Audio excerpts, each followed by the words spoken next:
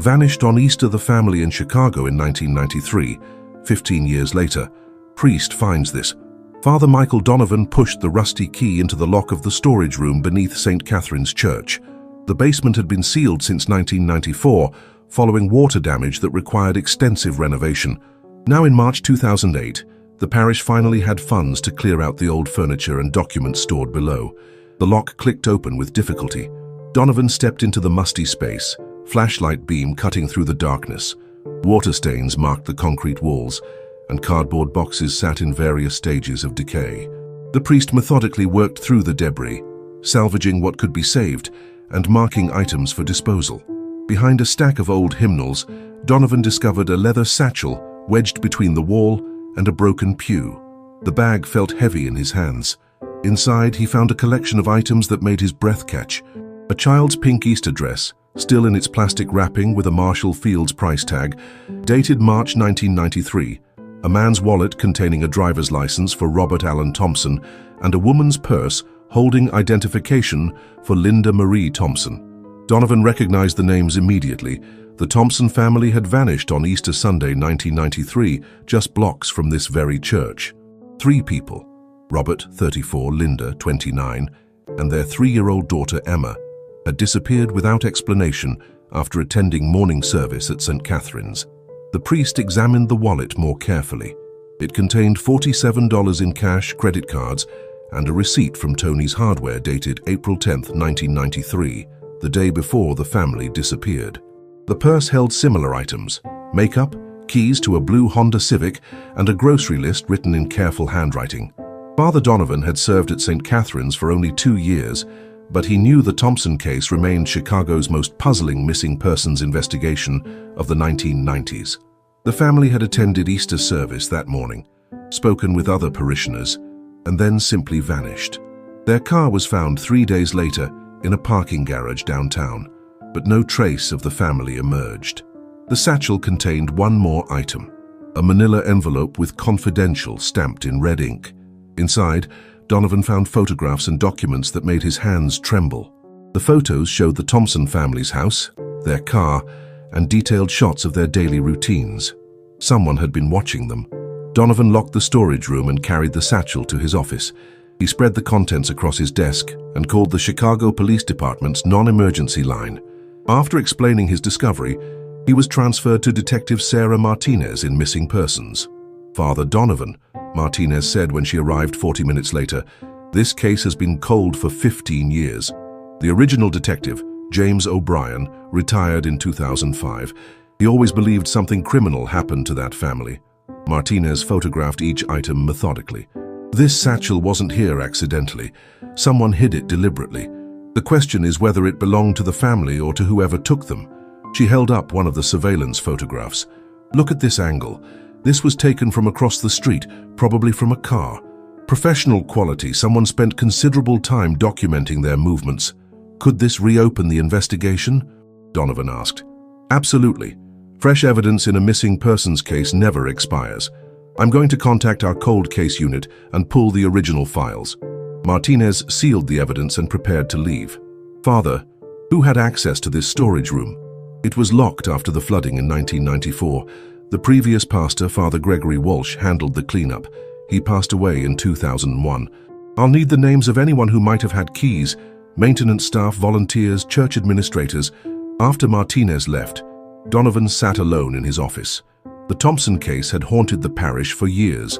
Members still spoke about the family's sudden disappearance. Linda Thompson had volunteered in the church nursery.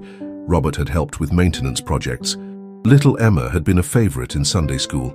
The priest recalled conversations with longtime parishioners who mentioned suspicious activity around the time of the disappearance. Several people remembered seeing unfamiliar cars in the neighborhood. Others talked about strangers asking questions about church members.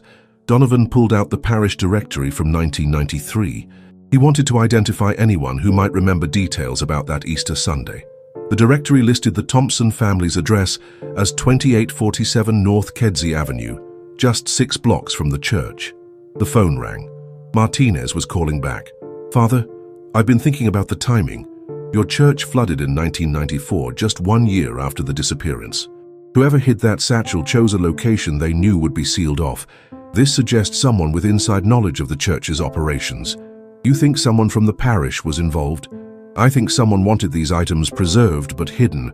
They picked a spot where the evidence would survive, but remain undiscovered unless someone specifically searched that room. Martinez promised to update Donovan as the investigation progressed. The priest spent the evening reviewing his predecessor's files, looking for any reference to the Thompson family or unusual incidents from 1993. He found Father Walsh's personal notes about parish members, including an entry about Robert Thompson, dated March 1993.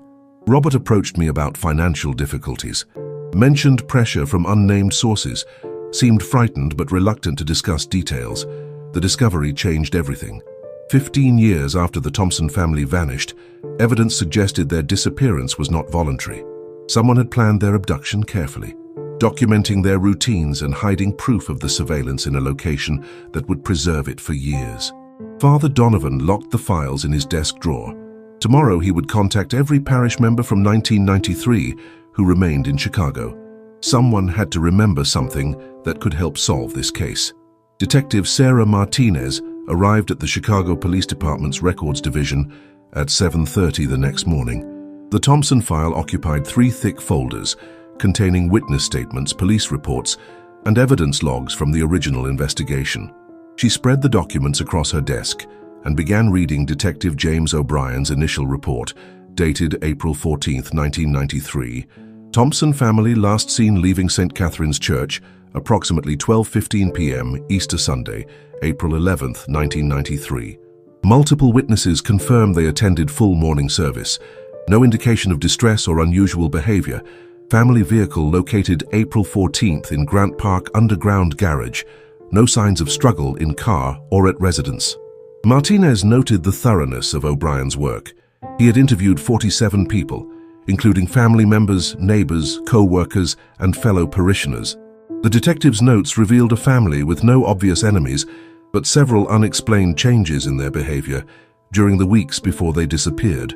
Robert Thompson had worked as a bookkeeper for Midwest Construction Services, a company specializing in city contracts. His supervisor, Donald Krantz, told police that Robert had become nervous and distracted in the weeks before Easter. He asked strange questions about our filing system and seemed worried about something he wouldn't discuss. Linda Thompson had been employed part-time at Children's Memorial Hospital in the records department. Her supervisor reported no unusual behavior, but co-workers mentioned that Linda had seemed tense during her final weeks at work. The most intriguing element in O'Brien's file was a series of interviews with Robert's brother, Michael Thompson, who lived in Milwaukee. Michael told police that Robert had called him twice in March 1993, once to ask about what happens when someone discovers financial irregularities at work, and again to inquire about how to protect family if someone makes threats. Martinez found the follow-up investigation into Midwest Construction Services particularly interesting. O'Brien had discovered that the company was under federal investigation for bid rigging on city contracts. Robert Thompson, as the bookkeeper, would have had access to financial records that could expose the scheme. The file contained a memo from FBI agent Patricia Hennessy, dated May 15, 1993. Robert Thompson had contacted our Chicago office in March 1993 regarding possible criminal activity at his workplace. He scheduled a meeting for April 15, 1993, but failed to appear. Attempts to contact the Thompson family have been unsuccessful. Martinez picked up her phone and dialed the FBI's Chicago office. After several transfers, she reached Agent Mark Sullivan, who had worked organized crime cases in the 1990s. Agent Sullivan, I'm reopening the Thompson family disappearance from 1993. Your office has records of contact with Robert Thompson before he vanished. I remember that case, Sullivan replied. Thompson was scared. He had discovered evidence of systematic fraud at his construction company. We arranged a meeting, but he never showed. When we learned the family had disappeared, we assumed they had run away. What kind of evidence did Thompson claim to have? Financial records showing inflated bids, false invoicing, and payments to city officials. His company was stealing millions from taxpayers. Thompson's evidence could have brought down some powerful people. Martinez requested copies of the FBI files. The federal investigation into Midwest Construction Services had continued after the Thompson disappearance. ultimately resulting in indictments of 12 people, including company executives and 3 city council members. She turned her attention to the original suspect list. O'Brien had identified several persons of interest, most notably Harold Brennan, the owner of Midwest Construction Services. Brennan had been questioned multiple times, but provided alibis for the days surrounding the disappearance. The detective's notes described Brennan as evasive and hostile during questioning, claimed minimal knowledge of Thompson's duties despite employing him for 6 years, refused to provide company financial records without subpoena. Martinez found O'Brien's phone number in the retired officer's directory. He answered on the second ring. "Detective O'Brien, this is Sarah Martinez with Missing Persons. I'm reopening the Thompson case. New evidence has surfaced." 15 years later? What kind of evidence? Martinez explained the discovery at St. Catherine's Church. O'Brien listened without interruption. "Those surveillance photos you described, I always suspected someone was watching that family. Several witnesses mentioned unfamiliar cars in their neighborhood during March 1993. Tell me about Harold Brennan." Dangerous man with connections to organized crime. His company was a front for money laundering and bid rigging. Thompson discovered the scheme and tried to do the right thing. I believe Brennan had them killed. O'Brien's conviction was evident in his voice. I could never prove it. Brennan had alibis, his associates claimed ignorance, and the family's bodies were never found. But I knew Thompson didn't take his family and run away. He was too honest, too concerned about doing the right thing. What happened to Brennan? Federal investigation caught up with him eventually. He was convicted in 1996 of conspiracy and racketeering, served 8 years in federal prison, got out in 2004. Martinez made notes rapidly. Is he still in Chicago? Far as I know. Runs a small contracting business on the south side, keeps a low profile these days. After ending the call, Martinez pulled Harold Brennan's current records. He operated Brennan Brothers Construction from an address on South Halsted Street. The business had been incorporated in 2005, shortly after his release from prison. She decided to visit Brennan's workplace unannounced. The drive took 30 minutes through Chicago's industrial district. Brennan Brothers Construction occupied a small warehouse surrounded by a chain-link fence. Martinez parked across the street and observed the property. A few workers moved materials around the loading dock, but the operation appeared minimal compared to Brennan's previous empire. She approached the main office and found Harold Brennan sitting behind a metal desk covered with invoices and blueprints. He was 68 years old, gray-haired, and solidly built despite his age. "Mr. Brennan, I'm Detective Martinez with Chicago PD. I'd like to ask about your former employee, Robert Thompson." Brennan's expression hardened immediately. "Thompson? Haven't heard that name in 15 years. What's this about?" "New evidence has emerged in the family's disappearance. I told the police everything back then. Thompson worked for me, kept the books, seemed like a good employee. Then he and his family took off without notice. End of story." Martinez studied Brennan's reaction carefully. "You weren't surprised when they disappeared. People do strange things. Maybe they had debts, maybe they had problems, not my business." "The FBI believed Thompson was cooperating with their investigation into your company." Brennan stood up abruptly. "My company was investigated, prosecuted, and I served my time. That's ancient history. Unless you have a warrant, Detective, I think this conversation is over." Martinez left her business card on his desk. "If you remember anything else about the Thompson family, please call me." As she walked to her car, Martinez noticed Brennan watching from his office window. His reaction confirmed O'Brien's suspicions. Harold Brennan knew more about the Thompson disappearance than he admitted. The drive back to the station gave Martinez time to plan her next steps. She would interview surviving members of Midwest Construction Services and search for any connection between Brennan and the storage room at St. Catherine's Church. 15 years after the Thompson family vanished, the investigation was just beginning again. Detective Martinez spent the next morning tracking down former employees of Midwest Construction Services.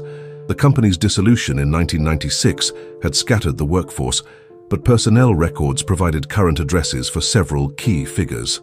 Her first stop was the home of Janet Mills, who had served as Harold Brennan's secretary from 1987 to 1995. Mills, now 62, lived in a tidy bungalow in Portage Park. "I remember Robert Thompson well," Mills told Martinez as they sat in her living room. "Quiet man, very dedicated to his work.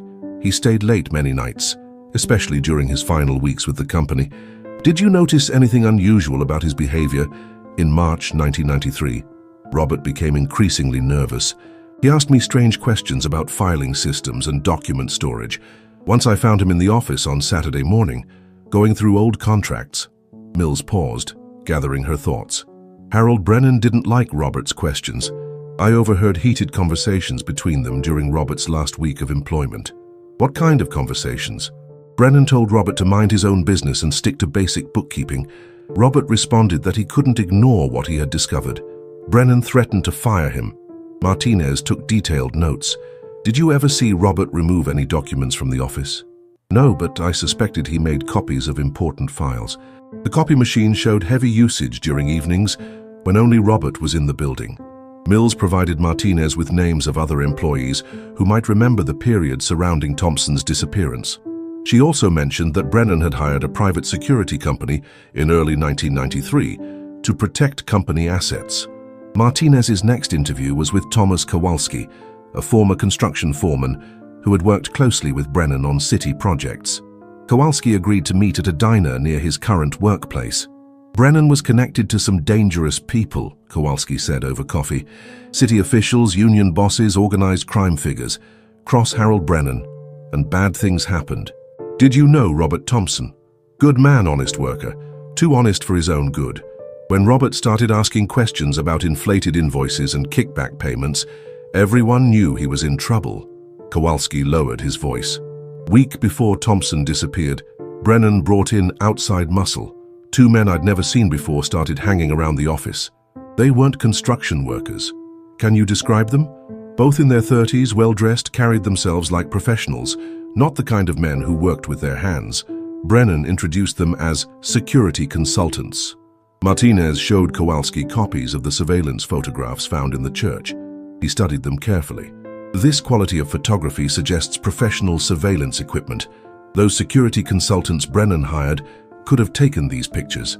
After lunch, Martinez visited the offices of Associated Security Services, the company that had provided protection for Midwest Construction in 1993. The business was still operating under the same name from a downtown office building. She met with the current owner, David Chen, who had purchased the company in 2000. Chen provided access to archived contracts from the 1990s. We did work for Brennan's company, but the file is minimal, Chen explained, pulling out a thin folder. Short-term contract paid in cash, no detailed records of services provided. The contract was dated March 1, 1993, just 6 weeks before the Thompson family disappeared. It specified asset protection and surveillance services for a period of 8 weeks. Who were the operatives assigned to this contract? Martinez asked. Chen checked his records. Vincent Torino and Marcus Webb, both experienced surveillance specialists. Martinez requested current contact information for both men. Chen's records showed that Torino had died in a car accident in 1998, but Webb was still living in Chicago. She found Marcus Webb at his apartment in Lincoln Park that evening. Webb, now 51, worked as a freelance security consultant after leaving Associated Security in 2002. I remember the Brennan contract, Webb admitted after Martinez showed her badge. Strange job from the beginning. We were told to watch a bookkeeper and his family, document their movements but never interfere. Did you take photographs of the Thompson family? Webb nodded reluctantly. Professional surveillance requires documentation. We followed standard procedures. Martinez described the photos found at St. Catherine's Church. Are these your photographs? Could be. We took hundreds of pictures over 6 weeks. Vincent Torino handled most of the photography while I managed the surveillance logistics.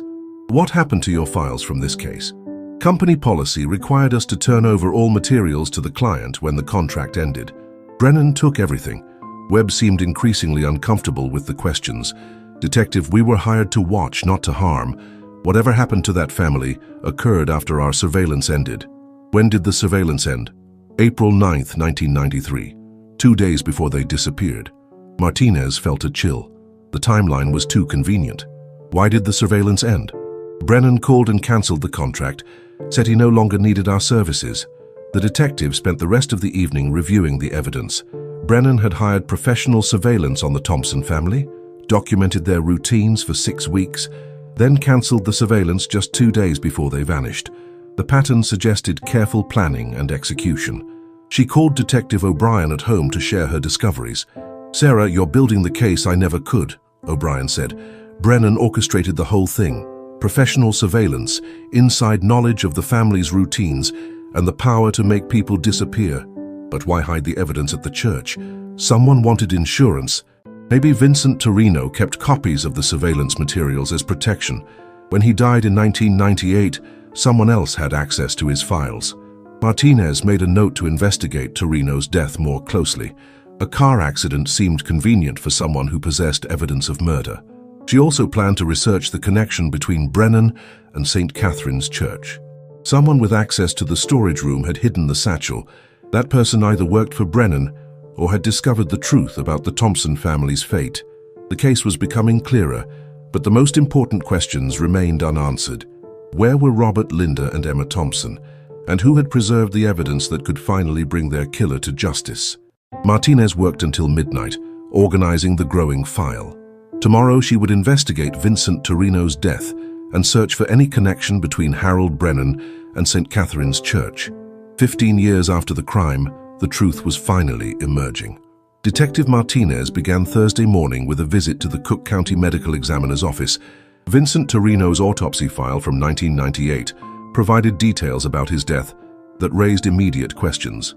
Dr. Patricia Huang, the pathologist who had performed the autopsy, reviewed the case with Martinez. "Single car accident on Lakeshore Drive at 3 in the morning," Dr. Huang explained. "Torino's car struck a concrete barrier at high speed, no skid marks, no evidence of braking. Was alcohol or drug use suspected? Blood tests were negative. Torino appeared to be in good health, no medical conditions that would explain sudden incapacitation." Martinez studied the photographs from the accident scene. "This looks like someone might have forced him off the road." "That's possible, but there was no evidence of another vehicle. The case was closed as accidental death." Dr. Huang pulled out additional files. "However, I did note something unusual. Torino's apartment was burglarized 3 days after his death. Police found the place ransacked, but his widow couldn't identify anything missing." Martinez added Torino's burglary to her growing list of suspicious circumstances. Someone had searched his apartment, possibly looking for surveillance materials from the Thompson case. Her next stop was the Chicago Public Library's newspaper archives. She searched for any connection between Harold Brennan and St. Catherine's Church during the early 1990s. After 2 hours of research, Martinez found a significant link. The Tribune's business section from February 1993 mentioned that Midwest Construction Services had been awarded a contract to repair storm damage at several Catholic churches, including St. Catherine's. The article stated, "Brennan's company will replace damaged roofing and repair water damage at St. Catherine's Church in North Park. Work is scheduled to begin in March 1993. Martinez immediately called Father Donovan. "Father, I need to verify something. Did Midwest Construction Services do repair work at your church in 1993? "Let me check the parish records," Donovan replied. After a few minutes, he returned to the phone. "Yes, they repaired roof damage and fixed flooding in the basement during March and April 1993. The work was completed just before Easter." "Who supervised the construction work?" Father Walsh's notes indicate that Harold Brennan personally oversaw the basement repairs. He had access to all areas of the church for several weeks. Martinez felt the pieces falling into place. Brennan had perfect access to the storage room during the period when the Thompson family was under surveillance. He could have hidden the evidence at any point during the construction project. She drove immediately to St. Catherine's Church. Father Donovan met her in the basement storage room where the satchel had been discovered.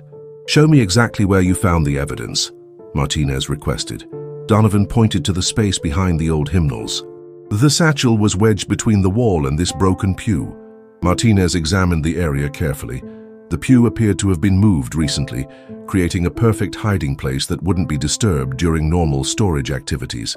"Father, I need to interview anyone who might have worked with Brennan's construction crew in 1993.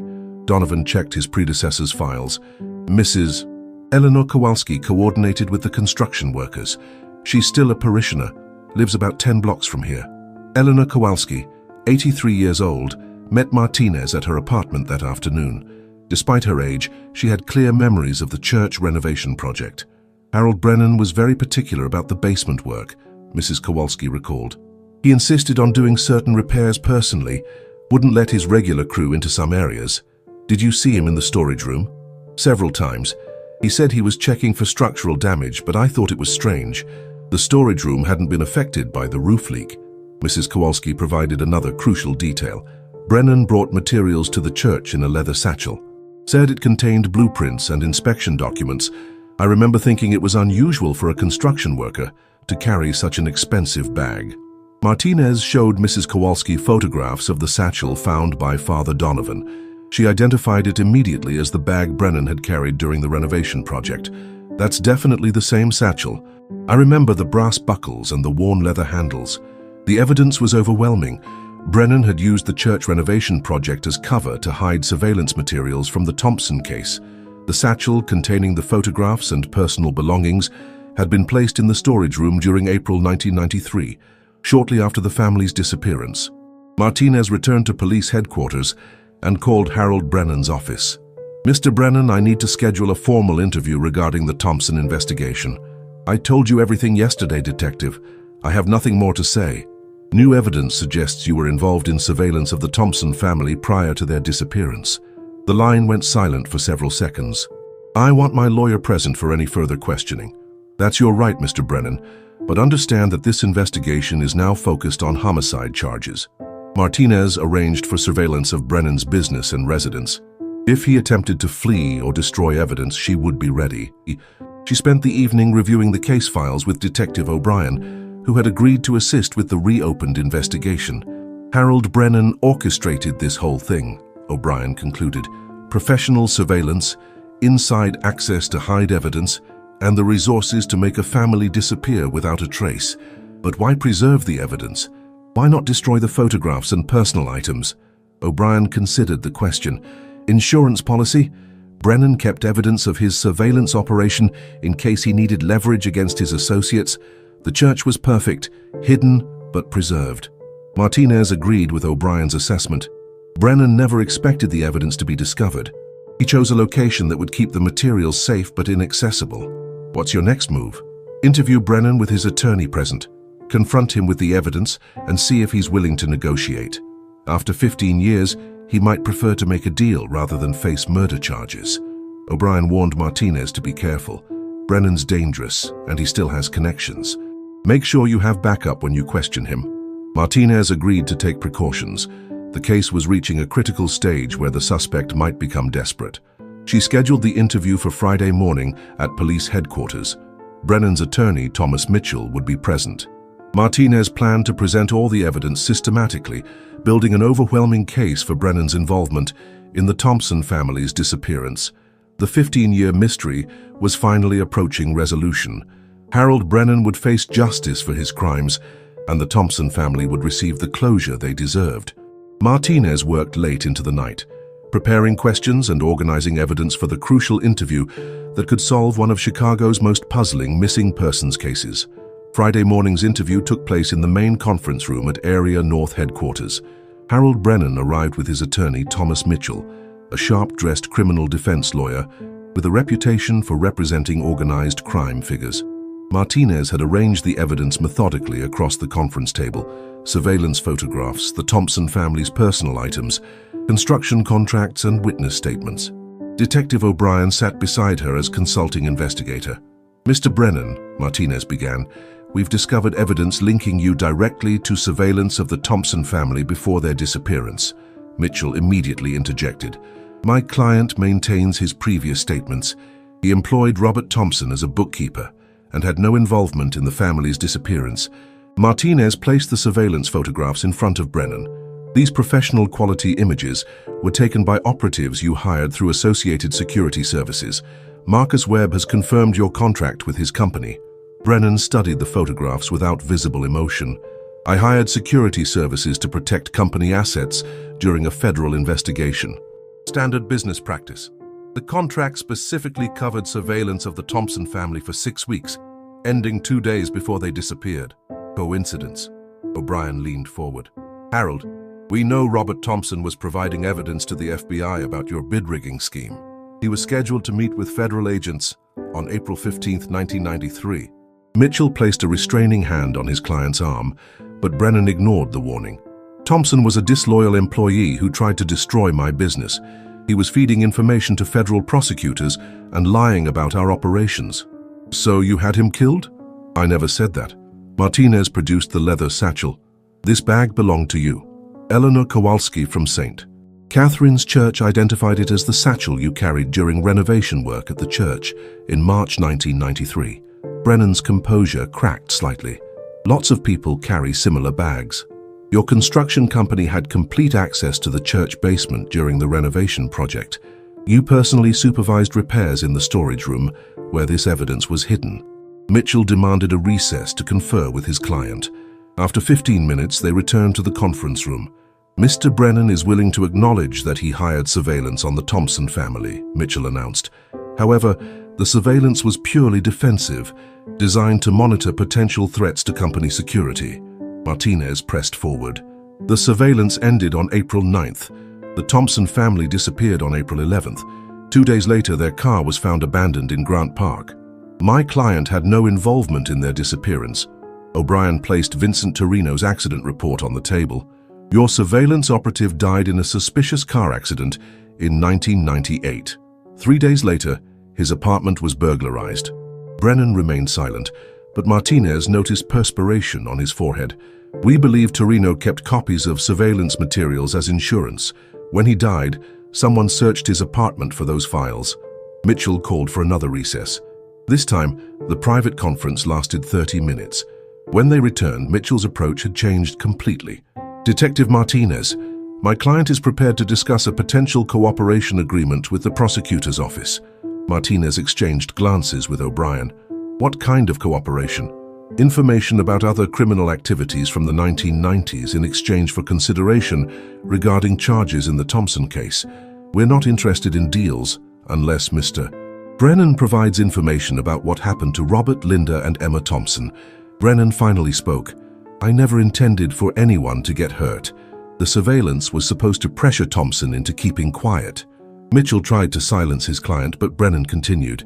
Thompson was going to destroy everything. My business, my associates, dozens of families who depended on our operations. I had to protect what we'd built. So you had them killed. I hired people to convince Thompson to reconsider his cooperation with federal agents. The situation got out of hand. Martinez leaned forward.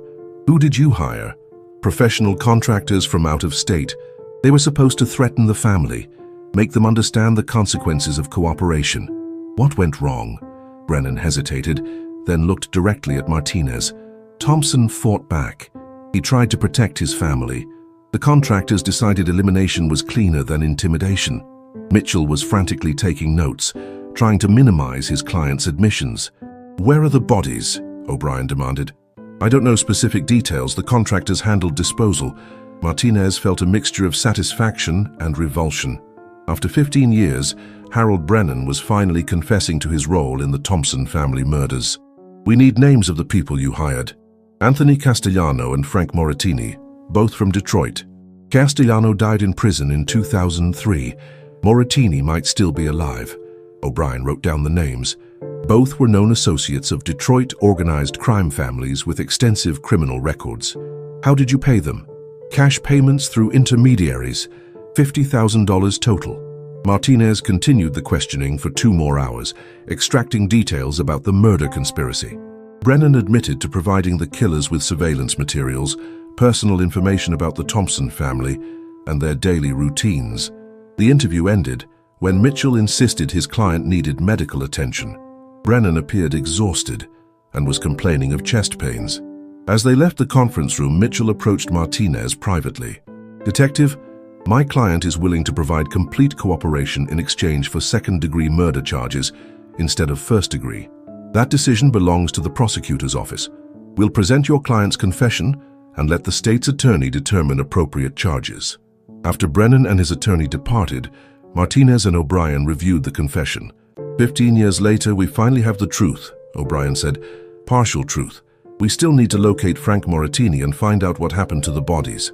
Martinez contacted the Detroit Police Department and requested assistance in locating Moratini. She also began preparing arrest warrants for Harold Brennan on charges of conspiracy to commit murder. The Thompson case had taken a dramatic turn. Harold Brennan's confession provided the breakthrough investigators had sought for 15 years, but significant work remained to build a complete case and locate the victim's remains. Martinez worked late into the evening, preparing reports for the prosecutor's office and coordinating with federal authorities who might have information about Anthony Castellano and Frank Moratini. Justice for the Thompson family was finally within reach, but the most difficult challenges still lay ahead. Saturday morning brought urgent news from Detroit. Detective Raymond Park called Martinez with information about Frank Moratini. "We found your man," Park reported. Frank Moratini, 61 years old, currently serving time at the Federal Correctional Institution in Milan, Michigan. Conviction for racketeering and money laundering in 2005. Martinez felt a surge of excitement. Moratini was alive and in custody, making him accessible for questioning about the Thompson murders. What's his release date? December 2009. Still has 14 months left on his sentence. Can you arrange for us to interview him? Already in progress. Federal marshals will transport him to Chicago Monday morning for questioning. Martinez spent the weekend preparing for the critical interview. She reviewed files on Moratini's criminal history, studying his previous arrests and known associates. The Detroit organized crime figure had been involved in multiple murders during the 1990s, but had never been convicted of homicide. She also researched Anthony Castellano, Moratini's deceased partner. Castellano had died in federal prison in 2003 while serving a life sentence for murder. His FBI file contained references to several unsolved killings, including the 1994 disappearance of a witness in a federal racketeering case. Detective O'Brien joined Martinez at headquarters Sunday evening to review their strategy. "Moratini's a career criminal," O'Brien noted. "He won't cooperate without significant incentives. The federal prosecutor in Detroit might be willing to negotiate. Moratini's cooperation in solving a triple homicide could justify sentence reduction." Martinez had contacted Assistant U.S. Attorney Jennifer Walsh in Detroit, who expressed interest in using the Thompson case to pressure Moratini for information about other unsolved crimes. "The key is convincing Moratini that we have enough evidence to convict him with or without his cooperation," Martinez explained. "Brennan's confession establishes the conspiracy. We need Moratini to provide details about the actual murders." Monday morning's interview took place in a secure conference room at the federal building. Frank Moratini arrived in shackles, accompanied by 2 federal marshals. His attorney, David Russo, had flown in from Detroit. Moratini was a large man with graying hair and cold eyes that revealed nothing. He sat silently while Martinez explained the charges he faced in connection with the Thompson family murders. "Mr. Moratini, Harold Brennan has confessed to hiring you and Anthony Castellano to eliminate the Thompson family in April 1993. Russo immediately objected. "My client denies any involvement in the alleged crimes." Martinez placed Brennan's signed confession on the table. "Your client was paid $50,000 to murder Robert Linda and Emma Thompson. We have detailed testimony about the conspiracy." Moratini read Brennan's statement carefully, then looked up at Martinez. "Harold Brennan is a liar trying to save himself. I never worked for him. Phone records show multiple calls between Brennan's office and your Detroit number during March and April 1993. "Proves nothing." O'Brien joined the questioning. "Frank, we've connected you and Castellano to at least 6 murders during the 1990s. The Thompson case is just the beginning. You got nothing but an old man's lies." Martinez tried a different approach. "Where are the bodies, Frank? 3 people deserve a proper burial. Their families need closure." "I don't know what you're talking about." The interview continued for 3 hours without significant progress. Moratini maintained his denials, despite overwhelming evidence of his involvement in the conspiracy. During a break, Martinez conferred with Russo privately. "Counselor, your client is facing life without parole on federal murder charges. The evidence is overwhelming. What kind of deal are you offering?" "Full cooperation regarding the Thompson murders and any other information about Harold Brennan's criminal activities. In exchange, we recommend a plea to second-degree murder with possibility of parole after 20 years. Russo considered the offer. "I need to discuss this with my client." After an hour, Russo requested a resumption of the interview. "Mr. Moratini is prepared to provide limited information about his activities in 1993. Martinez turned on the recording equipment. "Mr. Moratini, Do you acknowledge working with Anthony Castellano on behalf of Harold Brennan in April 1993? Moratini nodded reluctantly. Yeah, Brennan hired us for a job in Chicago. What kind of job? He wanted us to convince a bookkeeper to stop cooperating with federal investigators. Robert Thompson? That's right. Thompson was feeding information to the FBI about Brennan's construction scams. Martinez pressed for details. What were you supposed to do to Thompson? Scare him, make him understand the consequences of betraying business associates. Did you kill Robert Thompson? Moratini hesitated, then looked at his attorney. The situation got complicated. Explain what happened. We approached Thompson at his house on April 11th, told him to back off from the federal investigation. He refused and threatened to call police. Then what happened? Castellano lost his temper. He hit Thompson with a wrench. The guy went down hard. Martinez felt her pulse quickening. Was Robert Thompson killed in his own house? Yeah, blood everywhere. We couldn't leave him there. What about Linda and Emma Thompson? Moratini's expression darkened.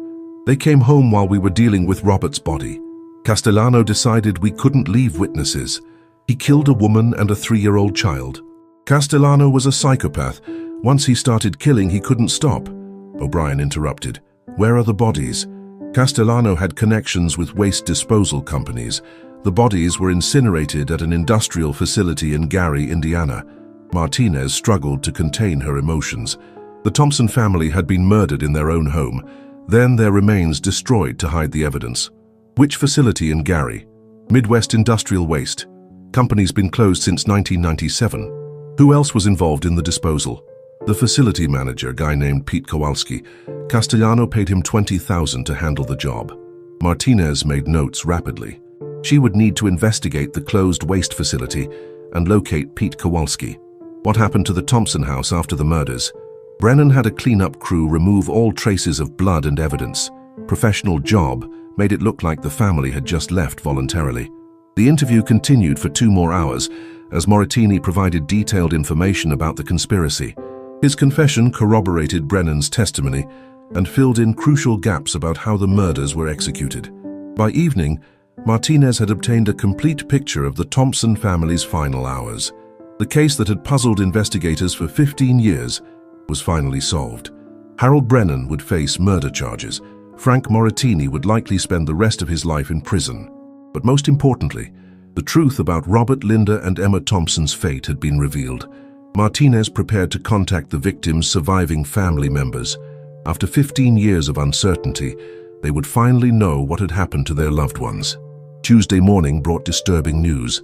Harold Brennan had failed to appear for a scheduled meeting with his attorney. When police arrived at his South Halstead business, they found the office empty, and Brennan's employees claiming no knowledge of his whereabouts. Martinez immediately issued an APB for Brennan and contacted the FBI's Fugitive Task Force. A man who had orchestrated multiple murders would not hesitate to flee the jurisdiction rather than face life imprisonment. Detective O'Brien joined the search efforts, focusing on Brennan's known associates and possible escape routes. Financial records showed that Brennan had withdrawn $40,000 from various bank accounts over the past week. He's been planning this since our first interview, O'Brien observed. Probably has false identification and transportation arranged. Martinez coordinated with airport security and border patrol agents. Brennan's photograph was distributed to all major transportation hubs in the Midwest. At noon, a significant lead emerged. Thomas Mitchell, Brennan's attorney, called Martinez with urgent information. "Detective, I think I know where Harold might have gone. He mentioned having a cabin in Wisconsin near Lake Geneva, property owned under his brother's name." Mitchell provided the address, 1247 Pine Ridge Road, Williams Bay, Wisconsin. The property was registered to Robert Brennan, Harold's deceased brother. Martinez assembled a tactical team that included Detective O'Brien and 3 uniformed officers. The drive to Williams Bay would take 90 minutes through rural Wisconsin. During the journey, Martinez received additional intelligence from the FBI. Financial records showed that Harold Brennan had purchased camping supplies and firearms from sporting goods stores in suburban Chicago during the past week. "He's armed and preparing for a siege," O'Brien warned. "This won't be a simple arrest." The cabin was located on a wooded property overlooking Lake Geneva. Martinez positioned her team strategically around the building, maintaining visual contact while avoiding detection. Through binoculars, She observed smoke rising from the cabin's chimney and movement behind curtained windows. A blue Ford pickup truck was parked in the driveway. Martinez used a megaphone to announce their presence. "Harold Brennan, this is Chicago Police. The building is surrounded. Come out with your hands visible." The response was immediate gunfire from the cabin's front windows. Martinez and her team took cover behind trees and police vehicles. "Harold, there's no escape. Surrender peacefully, and we can work out an arrangement." More gunfire erupted from multiple windows. Brennan had obviously prepared defensive positions throughout the cabin. Martinez called for backup from the Wisconsin State Police and negotiators trained in hostage situations. The standoff could continue for hours if Brennan chose to resist arrest. During a lull in the shooting, Martinez's cell phone rang. The caller ID showed Harold Brennan's number. "Detective Martinez, you've destroyed everything I worked for. Harold, it doesn't have to end this way. Surrender now and we can discuss plea arrangements. There's no deal that gives me my life back. I'm 70 years old. I won't die in prison." Martinez tried to keep him talking while tactical officers moved into better positions. "Think about your family, Harold. Your brother wouldn't want this to be your legacy. My brother died 10 years ago. I got nothing left to lose. You could help other families find closure. There might be more victims who deserve justice." Brennan was silent for several seconds. "You want the truth about other jobs? I'll tell you about Detroit, Kansas City, Philadelphia.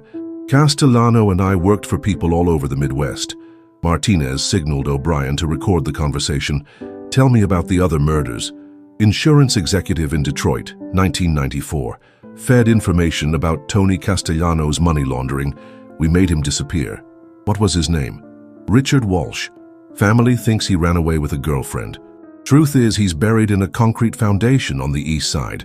Brennan continued confessing to additional murders while Martinez's team closed in on the cabin.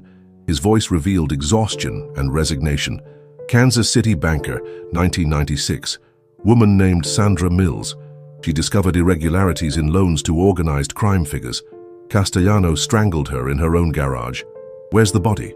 "Bottom of a quarry outside Kansas City. Car went in with her." The confessions continued for 30 minutes as Brennan described a decade of murders committed on behalf of organized crime figures throughout the Midwest. "Harold, these families deserve to know the truth. Come out and help us recover the remains." "Too late for that, detective. I'm not going back to Chicago." The line went dead. Martinez immediately called the cabin's landline, but there was no answer. Tactical officers reported seeing movement through the rear windows. Brennan appeared to be preparing for a final confrontation. "He's pouring gasoline throughout the cabin," one officer reported via radio. "Looks like he's planning to burn the place down."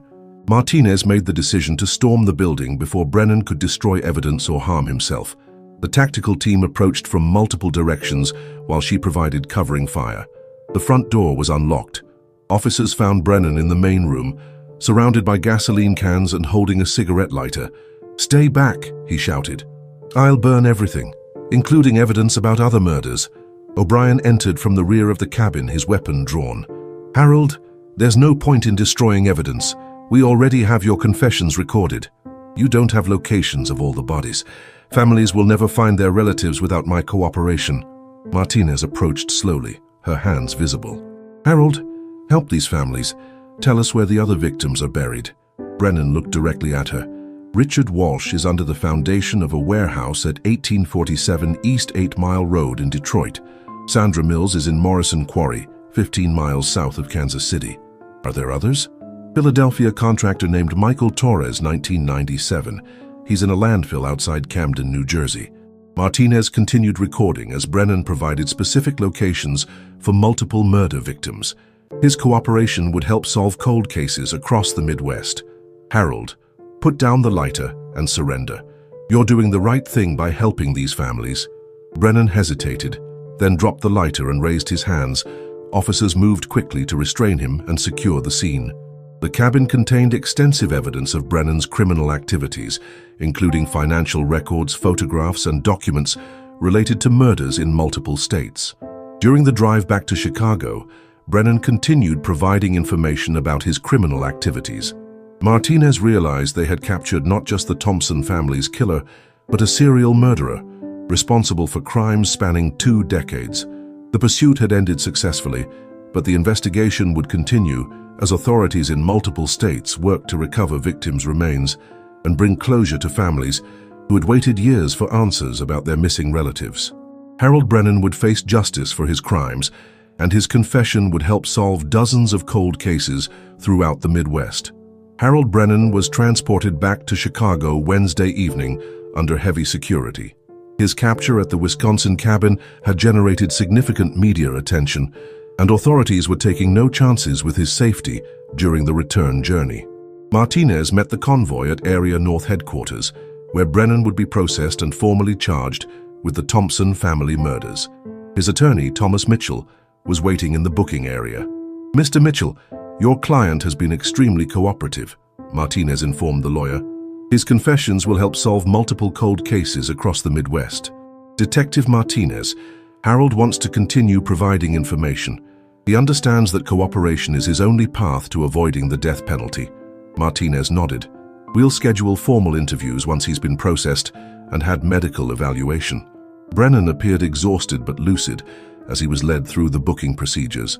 The 70-year-old man looked fragile compared to the imposing figure who had terrorized witnesses 15 years earlier. Thursday morning's interrogation took place in the same conference room where Brennan had first been questioned. This time, he was accompanied by Mitchell and a court reporter who would document his complete confession. "Mr. Brennan," Martinez began, "you've indicated willingness to provide full details about the Thompson family murders and related crimes. Do you understand that these statements will be used in court proceedings?" "I understand completely. I want to tell the truth about everything." Mitchell interjected, "My client's cooperation is contingent upon the state's attorney's office agreeing to life imprisonment without possibility of parole instead of capital punishment. That decision will be made after we review the complete scope of his confession." Martinez turned on recording equipment and began systematic questioning about the Thompson case. "Harold, describe exactly what happened on April 11, 1993 at the Thompson residence." Brennan took a deep breath before responding. "I had been monitoring Robert Thompson for weeks through professional surveillance. He was scheduled to meet with FBI agents on April 15th to provide evidence about my company's bid rigging operations." "What evidence did Thompson possess?" "Financial records showing systematic inflation of city contracts, kickback payments to municipal officials, and money laundering through various construction projects. Thompson's testimony would have destroyed my business and sent dozens of people to prison." Martinez made notes while Brennan continued his confession. "I hired Anthony Castellano and Frank Moratini to pressure Thompson into withdrawing his cooperation with federal investigators. They were supposed to threaten him, make him understand the consequences of betraying business associates." "When did you realize the situation had escalated beyond threats?" "Castellano called me around 3 o'clock on April 11th. He said Thompson had been killed during the confrontation and that the family had witnessed the murder." Brennan's voice remained steady as he described the details. "Castellano was panicking. He said Thompson's wife and daughter had come home unexpectedly and seen Robert's body." "What did you tell Castellano to do?" "I told him to leave immediately and let me handle the cleanup." But Castellano had already decided that Linda and Emma Thompson couldn't be allowed to live. Martinez felt revulsion at Brennan's clinical description of the child's murder. "You knew Castellano was going to kill a 3-year-old girl?" "I tried to stop him, but Castellano was beyond rational thought. He strangled Linda Thompson with a telephone cord and suffocated little Emma with a plastic bag." The confession continued for 2 hours as Brennan provided detailed information about the murders and subsequent cover-up. He described hiring a professional cleaning crew to remove all traces of blood from the Thompson house. "The cleanup took 6 hours, Brennan explained. "Every surface was scrubbed, carpeting was replaced, and furniture was rearranged to eliminate evidence of struggle." "How did you dispose of the bodies?" "Castellano had connections with Midwest Industrial Waste in Gary, Indiana. The facility manager, Pete Kowalski, was paid $20,000 to incinerate the remains without creating records." Martinez interrupted the questioning to call authorities in Indiana. The closed waste facility would need to be investigated for any remaining evidence. "Harold, why did you hide the surveillance materials at St. Catherine's Church?" "Insurance policy. I kept documentation of the surveillance operation in case I needed leverage against Castellano and Moratini. The church renovation provided perfect cover to hide the evidence. You never intended for the materials to be discovered. The storage room was flooded and sealed. I expected the evidence to remain hidden indefinitely. Brennan's confession expanded to include details about other murders committed by his organization during the 1990s. Each case followed a similar pattern. Potential witnesses or whistleblowers were eliminated to protect criminal enterprises. Richard Walsh in Detroit was going to expose Tony Castellano's money laundering operation. Sandra Mills in Kansas City discovered irregularities in loans to organized crime figures. Michael Torres in Philadelphia was cooperating with federal investigators about construction fraud. Martinez documented each confession carefully. Brennan's testimony would help solve cold cases in multiple jurisdictions and bring closure to families who had waited years for answers.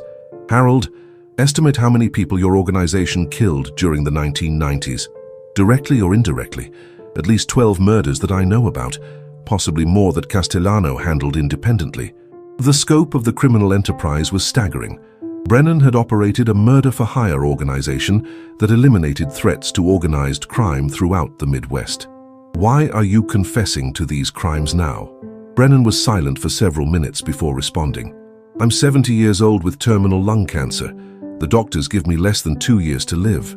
These families deserve to know the truth about their relatives. Martinez felt a mixture of satisfaction and sadness. Justice would finally be served, but it had taken 15 years and dozens of victims to reach this point. Harold, is there anything else we should know about your criminal activities? Check the files in my cabin. I kept records of every job, every payment, every crime committed by my organization. Use that information to help other families find closure. The interrogation concluded after 6 hours of detailed confessions. Harold Brennan had provided law enforcement with information that would solve cold cases across multiple states and help recover remains of numerous murder victims.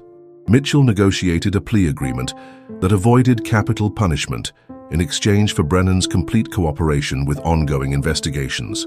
The former construction company owner would spend the rest of his life in federal prison. Martinez spent the afternoon coordinating with law enforcement agencies in Detroit, Kansas City, and Philadelphia. Brennan's confessions would trigger extensive investigations to locate victims' remains and close cold cases. The Thompson family murders had been solved, but Harold Brennan's crimes extended far beyond Chicago. His confession would help bring justice to victims and families across the Midwest who had waited years for answers about their missing relatives. The aftermath of Harold Brennan's confession created a flurry of investigative activity across multiple states. Detective Martinez coordinated with federal authorities to establish a task force dedicated to locating victims and recovering evidence from Brennan's extensive criminal enterprise. Friday morning brought the first breakthrough from Detroit. FBI agents excavating the warehouse foundation at 1847 East 8 Mile Road discovered skeletal remains that matched the description of Richard Walsh, the insurance executive who had disappeared in 1994. Special Agent Patricia Sullivan called Martinez with the details. Dental records confirm it's Walsh. The remains were encased in concrete exactly as Brennan described. We're treating this as a homicide scene and collecting additional evidence. Similar operations were underway in Kansas City and Philadelphia. Divers were searching Morrison Quarry for Sandra Mills' submerged vehicle, while authorities in New Jersey had identified the landfill where Michael Torres was allegedly buried. Martinez received updates throughout the day as each search produced evidence corroborating Brennan's confessions. The scale of his criminal organization was becoming clear as investigators documented murders spanning nearly a decade. Dr. Patricia Huang, the Cook County medical examiner, met with Martinez to discuss the Thompson case specifically. Detective, I've reviewed Brennan's confession about the disposal of the Thompson family remains. The industrial incinerator at Midwest Industrial Waste would have completely destroyed any physical evidence. Is there any possibility of recovering remains from the closed facility? Highly unlikely after 15 years. Industrial cremation leaves minimal residue, and the facility has been abandoned since 1997. Weather and time would have eliminated any traces. Martinez felt disappointed, but not surprised. The Thompson family would never receive proper burial, but their killer had finally been brought to justice. She turned her attention to locating Pete Kowalski, the waste facility manager who had helped dispose of the bodies. Records showed that Kowalski had died in 2003, taking his direct knowledge of the crime to his grave. However, Martinez found Kowalski's widow, Margaret, living in Hammond, Indiana. The elderly woman agreed to meet with investigators at her home. Mrs. Kowalski, we're investigating activities at the Midwest Industrial Waste Facility, where your husband worked during the 1990s. Margaret Kowalski, 81 years old, had clear memories of her husband's work at the facility. Pete came home very upset in April 1993, said he'd been forced to do something terrible for money. Did he describe what happened? He told me some men from Chicago brought bodies to the facility and paid him to incinerate them without creating records. Pete was horrified, but needed the money to pay for our son's medical treatments. Mrs. Kowalski provided crucial corroboration of Brennan's confession. Pete said there were 3 bodies, a man, a woman, and a small child. He cried for weeks after disposing of them. Did your husband keep any records or evidence? Pete was terrified of the men who hired him. He destroyed everything connected to the incident and never spoke about it again. Martinez thanked Mrs. Kowalski for her cooperation. The elderly woman's testimony provided additional confirmation of how the Thompson family's remains had been disposed of. Saturday brought more developments from the ongoing investigations. Brennan's files from the Wisconsin cabin contained extensive documentation of criminal activities, including contracts for murders, financial records of payments to killers, and correspondence with organized crime figures throughout the Midwest. Detective O'Brien worked with federal analysts to decode Brennan's record-keeping system. He kept meticulous files on every job, O'Brien reported, names, dates, payment amounts, and disposal methods for dozens of murders. The documents revealed that Brennan's organization had evolved from a simple construction fraud scheme into a sophisticated murder-for-hire operation serving organized crime families across multiple states.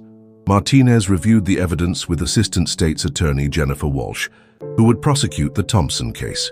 Detective, Brennan's confession and the corroborating evidence provide an overwhelming case for multiple murder charges. However, the lack of physical remains from the Thompson family limits some aspects of the prosecution. Will that affect the charges? Not significantly.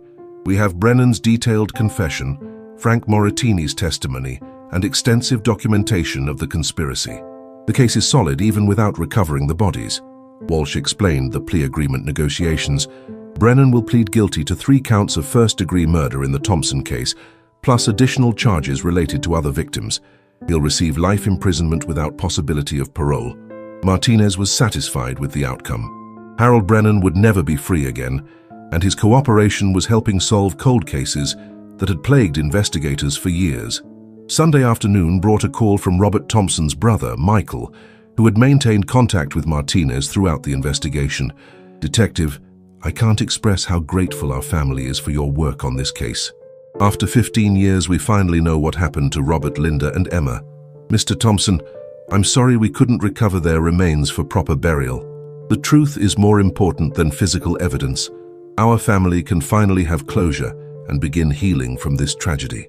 Michael Thompson asked about memorial services for the victims. We're planning a service at St. Catherine's Church next month. Father Donovan has agreed to conduct a memorial mass. Martinez promised to attend the service along with other investigators who had worked on the case. The Thompson family deserved recognition and remembrance after their long ordeal. The investigation continued as authorities in multiple states worked to identify and locate additional victims from Brennan's files. The former construction company owner had operated one of the most prolific murder organizations in Midwest history. By Sunday evening, Martinez had compiled a comprehensive report on the Thompson case for submission to federal authorities. Harold Brennan's confession had solved not only the family's disappearance, but had also provided crucial evidence for dozens of other cold cases. The 15-year mystery was finally resolved. Harold Brennan would face justice for his crimes, and the families of his many victims could begin the process of healing and closure. Detective Martinez reflected on the complexity of the case and the perseverance required to bring it to resolution. The discovery of evidence at St. Catherine's Church had triggered an investigation that exposed one of the most extensive criminal enterprises in Chicago's history. Justice had been delayed but not denied. The Thompson family's memory would be honored, and their killer would spend the rest of his life paying for his crimes. The formal sentencing of Harold Brennan took place on a cold Monday morning in December 2008. Judge Patricia Morrison presided over the proceedings in the Cook County Criminal Court, where victims' families had gathered to witness the conclusion of one of Chicago's most complex murder cases. Detective Martinez sat in the gallery alongside Detective O'Brien and Father Donovan. The investigation that had begun with a chance discovery in a church basement had ultimately exposed a criminal organization responsible for murders across multiple states. Harold Brennan, now 71 and visibly frail, stood before the judge as prosecutor Jennifer Walsh read the charges. 3 counts of first-degree murder in the deaths of Robert, Linda, and Emma Thompson, plus conspiracy charges related to additional murders in Detroit, Kansas City, and Philadelphia. Mr. Brennan, Judge Morrison began, your crimes represent a level of calculated violence that shocks the conscience. You orchestrated the murder of an entire family, including a 3-year-old child, to protect your criminal enterprise. Brennan's attorney, Thomas Mitchell, had negotiated a plea agreement that avoided the death penalty in exchange for cooperation with ongoing investigations. The former construction company owner had provided testimony that helped solve 14 cold cases across the Midwest. The court accepts the defendant's guilty plea and sentences Harold Brennan to life imprisonment without possibility of parole for each count of murder, sentences to run consecutively. Judge Morrison continued, addressing the victims' families directly. While we cannot return your loved ones, we can ensure that the man responsible for their deaths will never again threaten innocent people. Michael Thompson, Robert's brother, read a victim impact statement on behalf of the family. Harold Brennan stole 15 years from our family. 15 years of wondering, hoping, and grieving without closure. His confession finally gave us the truth we needed to begin healing. Thompson described the impact of the murders on extended family members, friends, and the community. Robert, Linda, and Emma were innocent people who deserved to live full lives. Their deaths left holes in our hearts that will never be completely filled. The sentencing hearing concluded with Brennan being led away in shackles. At 71 years old with terminal lung cancer, he would likely die in federal prison within 2 years. After the hearing, Martinez met with the Thompson family members who had traveled to Chicago for the sentencing. Detective Martinez, Michael Thompson said, your dedication to solving this case gave our family something we thought we'd never have. The truth about what happened to Robert, Linda, and Emma. The case couldn't have been solved without Father Donovan's discovery and the cooperation of many people who preserved evidence and testimony over 15 years. The Thompson family had established a memorial fund in honor of the victims, providing scholarships for children at St. Catherine's School. The fund would ensure that Robert, Linda, and Emma Thompson's memory continued to benefit the community they had loved. Father Donovan organized a memorial service at St. Catherine's Church the following Sunday. The service honored not only the Thompson family, but all victims of Harold Brennan's criminal organization. Representatives from law enforcement agencies in Detroit, Kansas City, and Philadelphia attended the service, along with family members of other murder victims whose cases had been solved through Brennan's confessions. Today we remember Robert, Linda, and Emma Thompson, Father Donovan said during his homily. Their deaths were a tragedy, but their memory has helped bring justice to many other families who suffered similar losses. Martinez spoke briefly about the investigation and the importance of never giving up hope for justice, even in cold cases that seem impossible to solve. The Thompson family waited 15 years for answers. Their patience and faith in the justice system ultimately led to the resolution of not only their case but dozens of others. Following the memorial service, Martinez received updates on the ongoing investigations triggered by Brennan's confessions. Authorities in 4 states had recovered remains of murder victims and were prosecuting surviving members of the criminal organization. Frank Moratini, Brennan's partner in the Thompson murders, was scheduled to be sentenced in federal court in Detroit. His cooperation had earned him a reduction from life imprisonment to 25 years, making him eligible for parole in 2028. The extensive investigation had also exposed corruption within several municipal governments where Brennan's construction company had operated. 3 former city council members in Chicago were facing federal charges for accepting bribes in exchange for construction contracts. By Christmas 2008, law enforcement agencies across the Midwest had closed 37 cold cases based on evidence and testimony provided by Harold Brennan's organization. Families who had waited decades for answers about missing relatives finally received closure. Detective Martinez was recognized by the Chicago Police Department for her work on the Thompson case. She received a commendation for excellence in investigative work and was promoted to sergeant in the cold case division. The Thompson investigation demonstrates the importance of never closing the book on unsolved murders, Police Superintendent David Hilliard said during the award ceremony. Detective Martinez's persistence and dedication exemplify the best traditions of the Chicago Police Department. Martinez continued working cold cases, applying lessons learned from the Thompson investigation to other unsolved murders. The case had taught her that evidence could survive for decades and that witnesses often came forward years after crimes were committed. In January 2009, she received a letter from Emma Thompson's former teacher at St. Catherine's School, now retired but still living in Chicago. "Dear Detective Martinez, I wanted to thank you for solving Emma's case. She was such a bright, cheerful child.